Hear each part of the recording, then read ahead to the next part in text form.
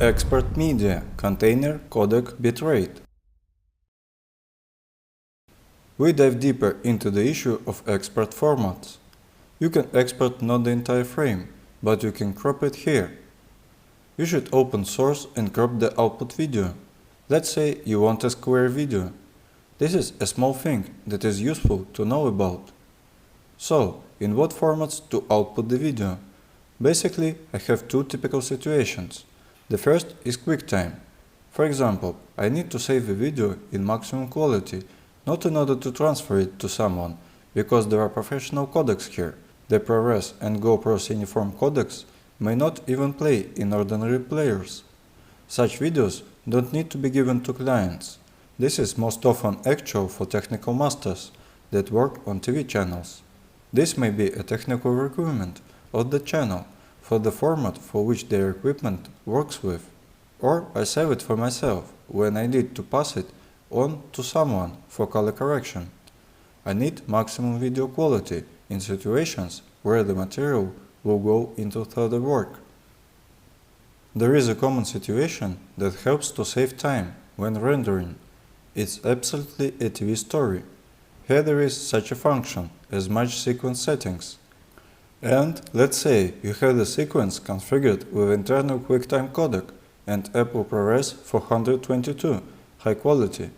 There are codecs that work with this, and there are codecs that don't work with such a system. You click Match Sequence Settings, then click Export. For example, the previews have been calculated in your project. Then, if the container matches the QuickTime preview and the QuickTime export file, if the internal ProRes codec matches the ProRes export, it won't calculate it all over again, but it will simply combine these files into one container. In this case, it will take you not 2 hours to render the program, but 10 minutes, because there will be a simple file copying instead of rendering. And if you need to urgently hand in files in 1 hour, but the rendering takes 2 hours, this will be an absolutely impossible task. There is the best option to render in small pieces during the editing process. Then we just put the render at the end, only in order for it copies the preview files. As a rule, all professional codecs support this. There will be Apple ProRes if you have configured the internal sequence codec. If you have configured the internal export and external export, this will be GoPro Cineform. You need to remember two containers, QuickTime and MXF. They support the workflow, and accordingly, not with all codecs, but only with their own ones. There are ProRes, GoPro Cineform, DVS Pro, MXF OP.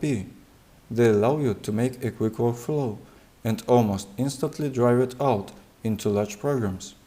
If you have an internal H264 sequence codec, you have calculated it, and you have a similar export, you can relax, everything will be recalculated in any way. It's necessary to enable the match sequence settings and use previous checkboxes. So it will copy all these things. Codecs are of this kind. There is each frame that is written separately or long GOP. Between the places where keyframes are recorded, there is a change in these keyframes. This is how H264 works. It is a long GOP codec, although we can make each frame as key in it. Then we'll only have interframe compression. Interframe compression will be removed. The file will get bigger, but I don't know what it is for. These settings are usually sufficient. Let's move on to the issue of rendering for YouTube and other platforms. We output for YouTube in the H264 codec because YouTube will convert it to this format in any way. Don't think that your video will remain the same without conversion. In any case, YouTube will convert it with its own settings. There is no matter what video we put there. Therefore, you can choose H264. So there are many different presets here. But in fact, what presets are really needed here? Previously, there were two presets, match source high bitrate and match source medium bitrate. How do they differ? We take match source medium bitrate and look at the video settings. Here are all the checkboxes that it copied from the sequence parameter. Therefore, it called match source. It takes the settings of frame size, frequency, pixels, etc. from the media source. And what about medium bitrate? It sets such setting as target bitrate 3 and maximum bitrate 6. Match source high bitrate is the same, only there is target bitrate 10 and maximum bitrate 12. Let's say we have a smaller video size, because here is a video with the extension 640 to 360. Why does it need a 10 megabit bitrate? And when you output 4K, 10 megabit won't be enough for you. That is why there are such presets as match source adaptive high bitrate, match source adaptive medium bitrate, and match source adaptive low bitrate. Let's consider match source adaptive medium bitrate. We look at the settings. It's 640 to 360 for video. It considers the target bitrate is 1.1 as the average, and the maximum bitrate is 1.4.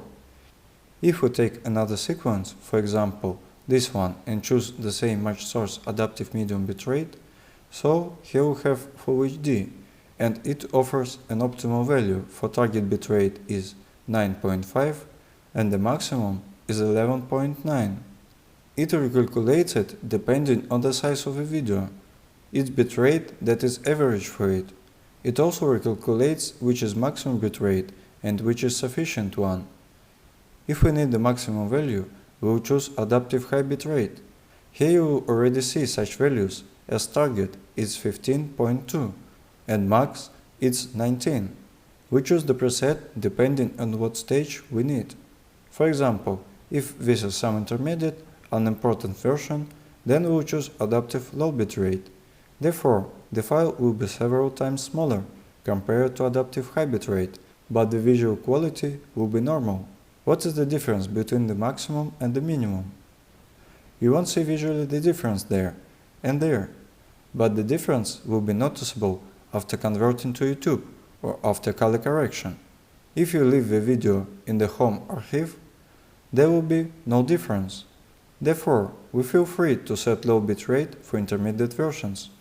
We will use high bitrate for final versions when we already upload them to YouTube or give them to someone. Here is such a simple arithmetic. If you want to dive deeper, let's look at what VBR1 pass, VBR2 pass, and CBR are. CBR is a constant bitrate. The bitrate doesn't change during encoding.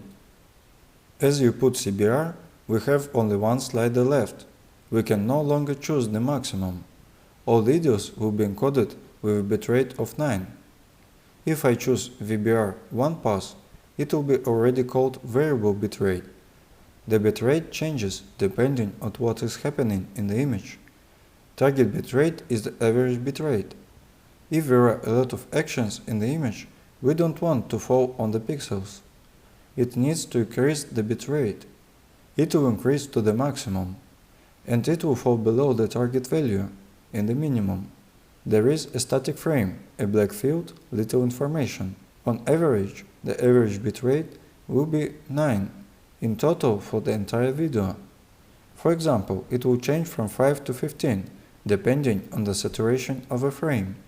This is the difference of variable bitrate and constant bitrate. Variable bitrate gives more quality, but it has longer encoding. What is 1 pass and 2 pass? This is bitrate that is encoded either in 1 pass or in 2 pass. The quality will be slightly higher in 2 passes than in 1, but the time will be longer in 2 times. But again, you won't see the difference visually.